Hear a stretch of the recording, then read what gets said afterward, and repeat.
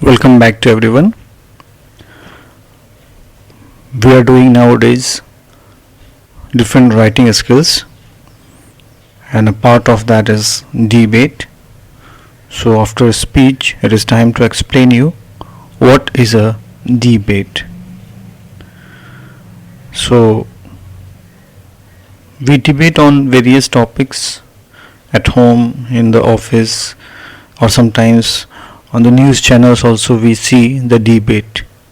So it is a kind of formal discussion on any particular topic in a public meeting or in assembly, and there are two people or maybe more than two who will be opposing each other, and usually after voting it is decided who is right and who is wrong. So let us see debate writing, how in the examination it is written.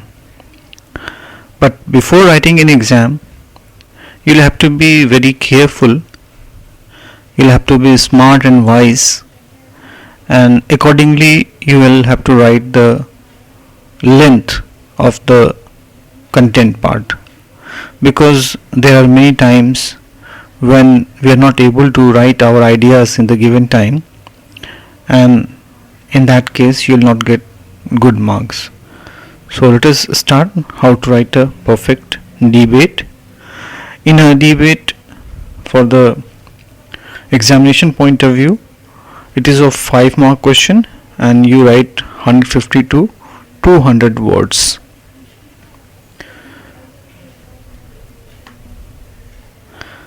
Let us see the breakup of marks. For the format, we get 1 mark, for the content part 2 marks, and for expression 2 marks. This 2 mark of expression consists of 1 mark, one for grammatical accuracy, appropriate words and spelling, and the other one is coherence and relevance of ideas and style. So in this way it is of total 5 marks.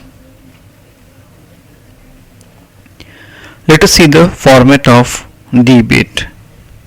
First of all, we write down the heading, the title, and then we start with introduction, salutation, problem, solution, and the last one is conclusion.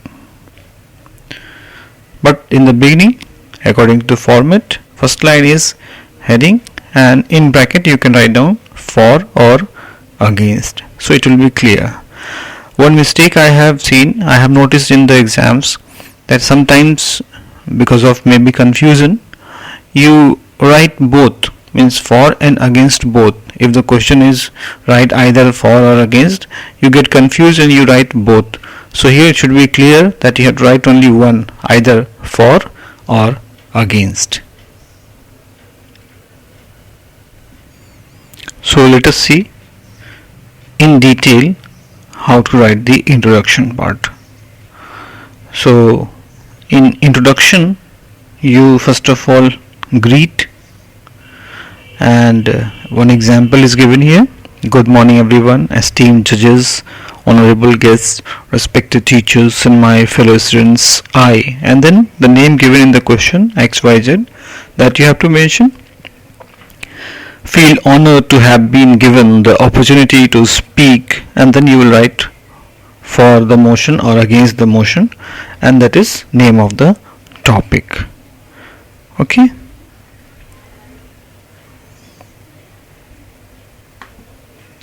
Next is body, means it consists the content part, the problem part.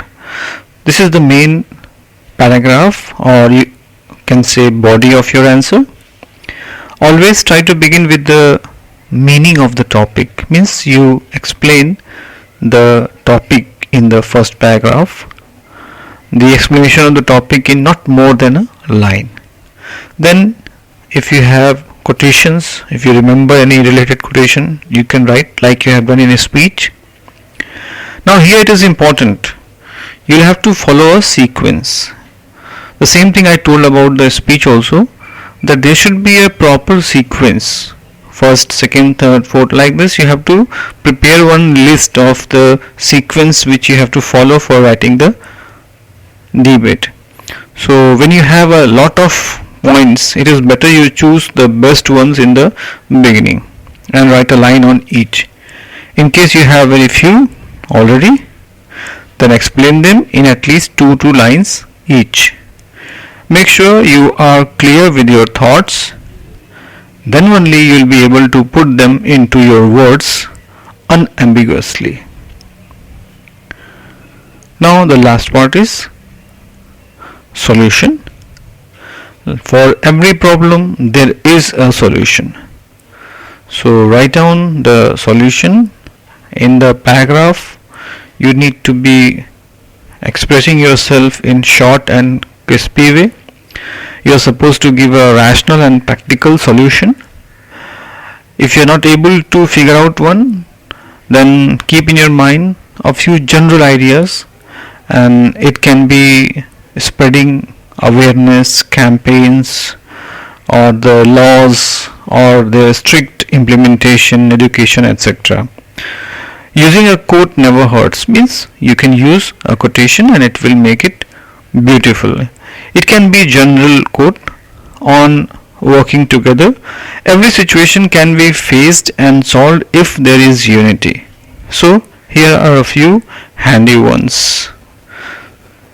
Wherever there is unity, there is always victory, or unity is strength, or united we stand, divided we fall. So like this, for every topic we have already so many quotations, so that I can suggest you to write in, or while debating you can use them.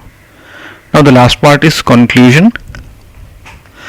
This part involves clarification of your statement and stands along with thanking the audience. Like in the speech I told you at the end, before summing up, you have to thank the audience for being such patient listeners.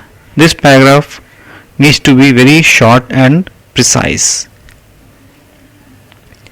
Here also you could add some glitter to your art piece with some quotes. So here also you can write some quotations.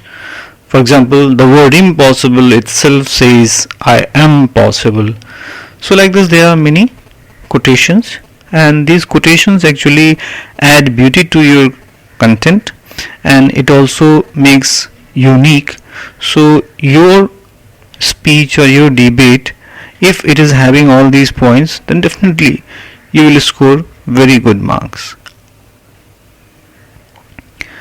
So with this, I'd like to thank you for watching, and in the next video I will tell you the other tips and important things how to write a debate in proper manner, so that you can score the maximum marks. Thank you once again.